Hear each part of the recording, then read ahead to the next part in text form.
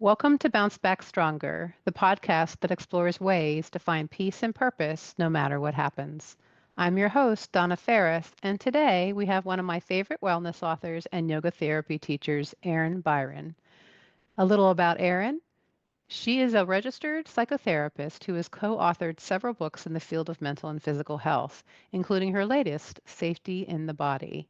Erin is also the founder of Trauma Aware Certified Training and co founder of the Comprehensive Yoga Therapist Training.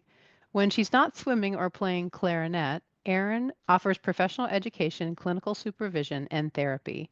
And Erin was my very first guest on the podcast. We did a really helpful episode called Leaving Guilt Behind. And now I'm about to release the 63rd episode. So I'm so grateful for your fearlessness in being my first guest, Erin. And I'm so thankful to have you back to discuss a topic that's been on my mind a bit, which is karma. Yeah, what an honor, Donna, to have been your first guest and to have me follow along and watch you as you got to 63. Really amazing. And onwards. Karma is a deep and rich topic, and I have a lot to say. So maybe we should just get right We to should it. just get right in it. Yeah. Well, I mean, I think let's get started because I remember from yoga therapy training, you covered karma for us. And my thoughts about karma changed dramatically over that time. Let's talk a little bit about why you focused on that topic and then maybe what it really means for the listeners. Yes, in the yoga therapy context, we were focusing on karma from a transformational perspective, thinking, hey, everybody's coming to the world with these gifts, with these options, opportunities, needs, and lessons. And as yoga therapists, if we try to remain neutral so that we're not influencing a person's spiritual journey and not creating our own karma, interfacing with their karma, but allow things to unwind and hold a transcendental, if you will, perspective on things, then it helps us be peaceful while we're doing challenging work with others. That's a really excellent way of thinking about it. And maybe describe karma in this context. We talk about a lot of different things, karma yoga, and then you also talk about karma in general. So maybe just talk a little bit about those things.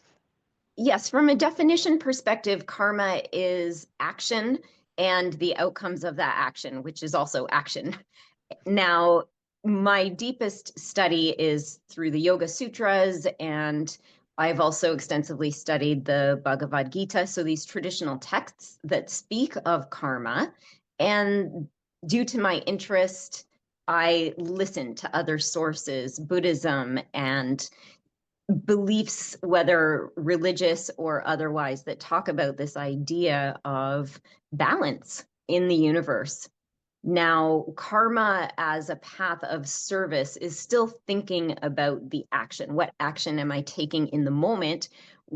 Karma yoga, you'll sometimes hear it called, and karma as the wheel of life that rolls through is a misunderstood concept where we think about accruing good karma. It's a very consumerist or capitalist way of looking at karma, where truly we're seeking to burn off karmas that we might be carrying and perpetuating, and through our actions maintaining neutrality as much as possible so that we're not bringing in any more karma. We're neutralizing karma as much as possible.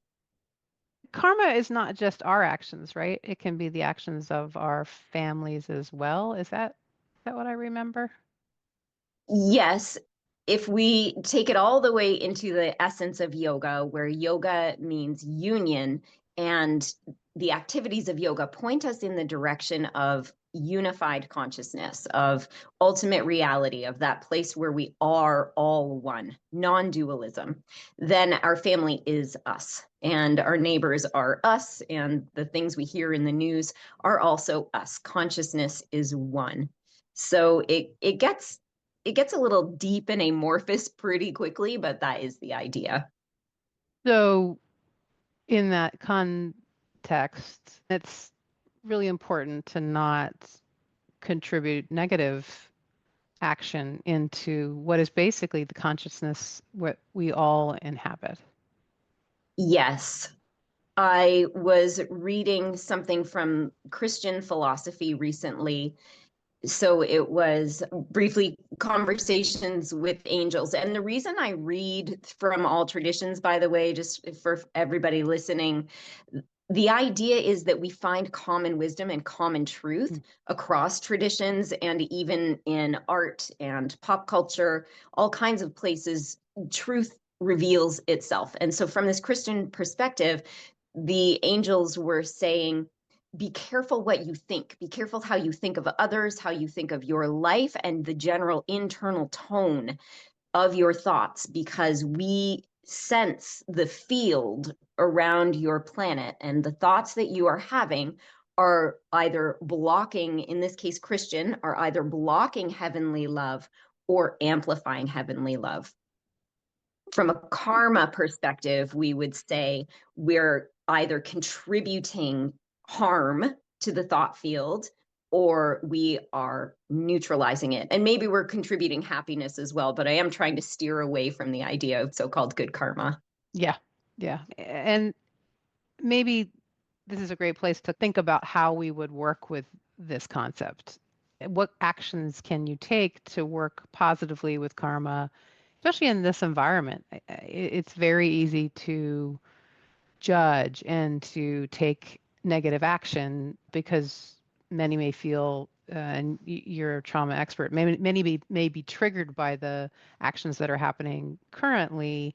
How does one work with that, and how does one find a way to not contribute negative karma in the Yes, well, world? certainly I too am triggered. I was coming of age in the 90s where in the recording industry, it was women fueled. They were putting advertising dollars behind women's projects. Mothers were encouraged to dig into the relationship with the co-parent first and trust that that provides a secure environment for the children. And now, 20, 30 years later, we're back into mom blame. We're back into male dominated streaming random playlists. And I talk about this in Safety in the Body, that progress happens with forward and backward motion, good days and bad days. In the infinite span of spiritual time, we are perhaps in a so-called bad day right now. And within ourselves, to maintain the perspective across time, check in with ourselves. What is my purpose? What gifts am I bringing to this world? And how can I apply those gifts in the direction of non-harm? Because for every time we speak the name of someone who makes us feel bad inside, it is a prayer for that name and for the things that they're perpetuating. Whereas if we hold peace, or we speak to what we wish to see and bring into the world, that empowers those actions. And as we gather together with like-minded others, the whole is greater than the sum of its parts. And what some people would say that this is a vibration thing, right? We want Mhm. to raise the vibration of the world as a way to address these things, and that is through positive action, through love. The statement of hate is not eliminated by hate, it is limited by love, and that is an eternal law, is the thing that we have to go to, but it is not the instinct when faced with these atrocities, might be the word that I would use. I think atrocities is 100% fair. And how can our nervous systems, we are pack animals, we co-regulate with one another. This is health and this is dis-ease. How can we not be triggered? How can we not feel agitated or like we want to cause harm to those who are causing harm? That is, we're in our physical form. That is the nature of our being. Then yoga teaches us, yes, acknowledge the nature of the being. Do not practice spiritual bypass. Stay with what is true and allow that truth to be a transformative principle. So if I hear about something and I start cursing it out in my mind, I am creating some karma because there is a charge. It is not neutral, it is charged. So there's some of that karma, But through our self-care and relaxation practices, through our spiritual practices, we know how to get ourselves back to center, back to ground, back to self-regulation. And that regulation, self-regulation, co-regulation, is a neutral frame where we are not creating or incurring more karmas, or much And less anyway. it's finding equanimity, right? I'm actually taking Sharon Salzberg's doing a 10-day on equanimity, which I've taken before, but obviously it doesn't stick. So I need to take it again. Is that what we're getting at to a certain extent? Yeah, 100%. Yep, it is. I keep thinking of the niyamas of yoga, the Yeah. observances of tapas, like practice, practice, practice, and then practice again. You'll be different every time you return to the practice. There's more to learn. It becomes more established. And Ishvara Pranidhan as well. Speaking of good days and bad days, trending towards that which we wish to create. Ishvara Pranidhan, surrender to the ultimate wisdom, reminds us that we don't have the big picture. We're humans who only live for a century across the infinite expanse of time. We don't know. And this is where surrender comes in, right? Mm-hmm. Yeah. So being able to surrender to that unknown and that this is a larger path. And the other one that people have been saying, which I think is a good one, is you're here for a reason. If you believe your spirit is something that you actually chose this time, you're here for a reason and your talents are needed, which is what you were kind of alluding to earlier, right? The idea that you have talent, you have capabilities that you can share with the world. Yes, I was talking about dharma, that concept of sacred duty. It's often translated that Mm. way, but our dharma reveals itself through our gifts, through our interests, and through what we've already been through. So if somebody is wondering, what can I do in this political climate, this global climate? Investigate first, what are you interested in doing? What have you been through that you could join forces with others who are working to heal or help resolve that on a larger scale? And so our sacred duty is right there already calling us. We don't need to step outside of what we're interested in. There is need everywhere. And as we are following our dharma, in theory, that also supports us in neutralizing karma. We're doing what we are here to do so we can rest easy. We can feel at peace as we carry forth with that. Remembering that a big part of living in karma yoga is letting go of the end result. We must do our best with what we have and let what's out of our hands remain out of our hands. And the timing of it. I think that's one of the things that I think I'm struggling with is that things will work out, but I cannot get tied up in the timing of it. The ability to withstand for a longer period of time than I want is a reality that I have to struggle with. Yes, the call to endurance is something that reveals itself the longer we're here. That's certainly what I've seen. When you're 20, we've all endured some pretty terrible things by the time we're 20. But that doesn't compare to when we're 40 and we've seen it cyclically as we're in our 60s and we're watching the same thing play out again, maybe a little bit differently, but again, the wheels of the fate continue to turn, and our endurance of believing that our actions matter, that being a loving force in the world is important, it is a practice that calls upon our fortitude. Regardless of outcome outside of you. Yes. What I found is it's important to remember that many people have faced this over time and they've gone through it and survived and thrived. So I think there is a certain amount of that it's helpful to kind of internalize as you go through this time. Yes. Yeah, I have not internalized that one myself, I have to admit. I wonder how many of us have such different approaches to coping with everything we're seeing unfold. Where Mhm. so very much I grind into either my practice and the wisdom traditions, the ancient wisdom traditions, or being a frontline worker, helping clinicians help their clients. And I have the books and I do see Mm. psychotherapy clients as well, but it's for me, I guess maybe being a karma yogi, so much of it is in the effort, moment by moment, knowing I'm contributing. Yeah. Sorry. I think you said it really well. You don't look for the opportunity. The opportunity is already in your life and it's happening as you move along. And to a certain extent, you just keep taking the steps. I think that I used to so much more try to make things happen and try to control the situation. And what I've found is if I start my day with a surrender of make me the best tool to a certain extent that I can be and I leave it in your hands, then it arrives. At least it feels effortless. I'm not sure it is, but it feels a little bit easier. It's got a lot more ease in it than what I used to do. Yeah, I really felt a wave of peace and openness wash over me when you said that. There was a sense of the clouds parting actually as I was listening to you.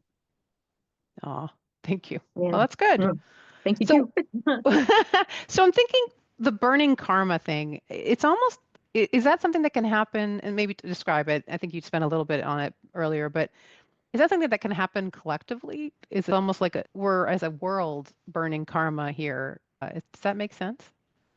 It makes perfect sense. And it brings me back to unity again, Mm. back to yoga, that it must be so that we can collectively burn karma. We can certainly collectively create karma. So why wouldn't the opposite be true as well? The studies that they've done on the power of prayer, for example, Mm. give us some evidence to that. And when we remember that through many, many traditions, the web of unity is woven, then my hope is that it gives people a bit more hope, a bit more restfulness in knowing for every time I sit and meditate somewhere in the world, there's hundreds of thousands of other people meditating at the exact same time. And part of my intention is that we do come together in that meditation. The whole is greater than the sum of its parts. And the more we remember how collective acts bring such great power to the best of intentions, the more opportunity for hope there is. Yeah, I mean, if folks, if you aren't meditating yet, you could save the world with it, or with prayer, because prayer is also another way to connect with the divine. There's not just one way, but I've been thinking about this a lot. I think it's somewhere along the line I gave up my God because of some of the behavior of people that said that they were godlike. And I think we, as a universe, we need to take it back. Whatever it means to you, don't identify it with something that you find reprehensible. Realize that it's your God, it's your divine, however you want to experience it, which you were kind of talking about earlier in the wisdom traditions and looking at all of them because they bring value. You have that opportunity to do that exploration. And please, I hope people aren't getting completely turned off. I almost want to write a piece that says, I want my God back. And I do. I do want my God back. Yeah. Yeah. Yeah. Oh, the things that have been done in the name of those who only wanted peace and fairness on earth. It's, Yeah. yeah, the Lucy Maud Montgomery, the author in her Emily of New Moon series, wrote about how everyone seemed to have their own God. This 10-year-old child was reflecting on that Mm. and the different qualities of the divine that various people project. For me, prayer is a form of meditation where I'm defining meditation simply as focusing the mind on, and there, even there is where it starts to Mm. diverge. I say peace, someone else says Hmm. love, someone else says forgiveness, someone else says courage. Those qualities of the divine are the connector to us burning off the karma, to remaining neutral, because we remember we're held in this greater context. Love is love across the generations. The way I feel about my loved ones is the same way the dolphins feel about their loved ones, Yes. and the whales and the cows and humans, however tens of thousands of years ago. Love is the same. And as we connect to love, or whatever word you're using there, as we Mhm. connect to that higher goodness and hold that context alongside or within through our actions, then we're not incurring more karma. And just because I haven't said it yet, and I want to make sure it's said, karma is not a system of punishment and reward. Karma is simply a law of physics. It's just cause and effect. It's not personal. That's really important. What are you recommending to your clients to manage this time? And not necessarily just with karma, but just in general, how to be spiritual is the wrong word, but to work towards your enlightenment in this time. I think that's probably the what I'm looking for because I think it's a struggle, and I think people feel it, and it is the answer probably to the problem that we have is to raise the consciousness, but it's hard to do it. So what are maybe a handful of things or whatever number of things you want to say that will help people in this time? Indeed, the next revolution is a revolution in consciousness. To continue to repeat history across generations and centuries, there has to be an endpoint to that eventually. The next revolution is a revolution in consciousness where we realize we are connected. We are far more connected than we ever thought or believed. And the more science advances, the more we see evidence of this in the nervous system, in the neurology, even in other organs like the cardiovascular organs or the digestive organs. We are each other and we see that. So remembering that the connectivity matters. None of us is alone. None of us is dealing with this in isolation. And we can gather with our loved ones and with like-minded others to build up our sense of self, true self, and our sense of meaning. So I believe those are factors of enlightenment and sometimes even synonyms for enlightenment. In practicalities, morning routine can't be Mm. overstated. It seems to be the foundation for so many of us. It sets the tone for the day. It doesn't have to be a 90-minute rigmarole. You don't have to do your 3 pages, morning pages from the artist's way, and meditate for a half an hour and do 20 minutes of cardio and get all your muscle groups in your weightlifting and gaze into your loved one's eyes for 5 minutes. And right, we don't have half the day to do our morning routine. That's not practical. But even 3 breaths, the simple prayer that you stated, writing down goal and intention, doing one drawing a day, there's as many morning routines as there are people, but something that sets us back into ourselves as we know we truly are before we carry forth is really important. And a third is to remind ourselves of the things that we love and appreciate in our lives. Remind ourselves that our small actions are meaningful actions, to not succumb to despair and to not give more energy to that which we do not want to see in the world. Limit our interface with the vibes, the words, the people, the Mhm. actions that we do not want. Limit our engagement with those things.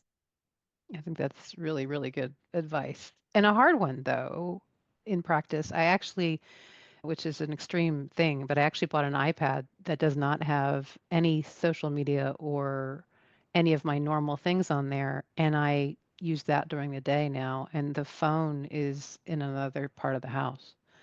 I'm not quite sure why I'm so attracted to still watching it. It's the same news over and over again, but I think it's just our reptilian brain, right? I think that we just get sucked in. And I found that this is the one thing that works. And what I'm doing instead, by the way, folks, is Libby is this great app, library app, and you can put any kind of book on there. Right now I'm reading Be Here Now by Ram Dass, and I just page through. Like when I have the time when used to go on social media, I'm reading spiritual things. And I just read Still Life at 80 by Abigail.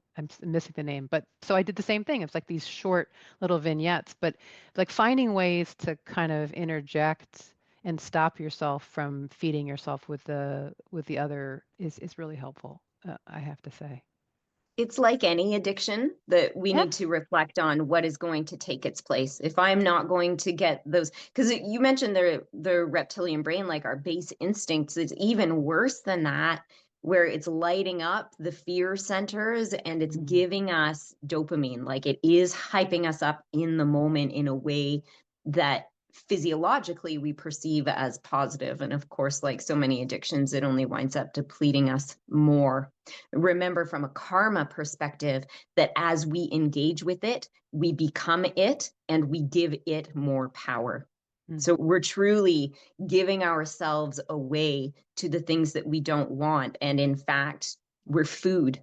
We are food or fuel for those things we don't want. And it's really true. I mean, folks, we're giving them our data. So Oh, that too. we are actually fuel. We are actually fuel. Yeah, I Um, was thinking consciousness fuel and energetic fuel, but holy smokes, so many levels. yeah, so many levels.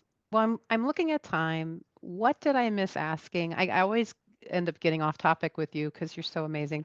But what did I miss? What do you want to share before we go? Thanks, Donna. That's very sweet. There are so many things that I want to share. That's why I write books, not articles, to get voice to all these finer points.